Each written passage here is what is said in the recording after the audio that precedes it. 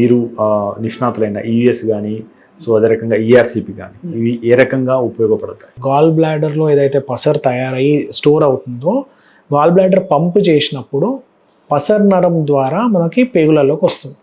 కొన్నిసార్లు ఏమవుతుంది అని అంటే ఈ స్టోన్స్ గాల్ బ్లాడర్లో నుంచి పసర్ నరంలో వచ్చి బ్లాక్ అవుతూ ఉంటాయి. ఇలా బ్లాక్ అయిన స్టోన్స్ని తీయడానికి ఈఆర్సిపి అనేది చేయడం జరుగుతుంది. అంటే ఏం చేస్తామంటే నోట్లో నుంచి ఒక గొట్టం వేస్తాం. ఆ గొట్టం మనకు పేగులలోకి వెళ్ళి పేగులో నుంచి పసర్ నరం లోపలికి వెళ్తాము. పసర్ నరం లోపలికి వెళ్ళి దాంట్లో ఉన్న స్టోన్ అనేది తీయడము ఈఆర్సిపి అనే ప్రొసీజర్ ద్వారా చేయడం జరుగుతుంది. నెక్స్ట్ మీరు అన్నట్టు ఈయుఎస్ అంటే ఎండోస్కోపిక్ అల్ట్రాసౌండ్ అంటాం. ఇప్పుడు నార్మల్గా పుట్టపైన ఏదైతే అల్ట్రాసౌండ్ చేస్తాం, normal ultrasound abdomen and pelvis ఏదైతే చేయడం జరుగుతుందో, దీంట్లో కొన్ని ఆర్గన్స్ మనకు క్లియర్గా కనబడాయి. దీంట్లో ముఖ్యంగా ప్యాంక్రియాస్ అనే ఆర్గన్, ఇది కూడా ప్యాంక్రియాస్ అంటే మనం తెలుగులో క్లోమం అంటాం, క్లోమ గ్రంథి అంటాం.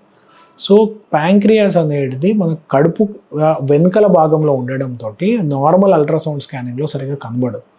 కొన్నిసార్లు సిటీ స్కాన్లో కూడా చూడడం ఇబ్బంది అవుతుంది.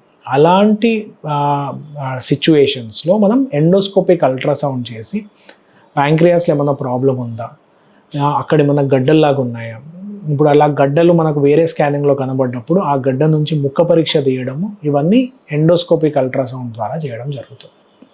సో ఈ ప్రొసీజర్స్ అనేవి ఆ విధంగా వాడుతూ ఉంటాం. 62 లక్షల మంది ప్రజల్లో మెడ్ ప్లస్ బ్రాండ్ మెడిసిన్స్ కి మారడం వలన 915 కోట్ల రూపాయలు సేవ్ చేసుకున్నారు. అదే మెడిసిన్స్ అదే క్వాలిటీతో 50 to 80% డిస్కౌంట్లు.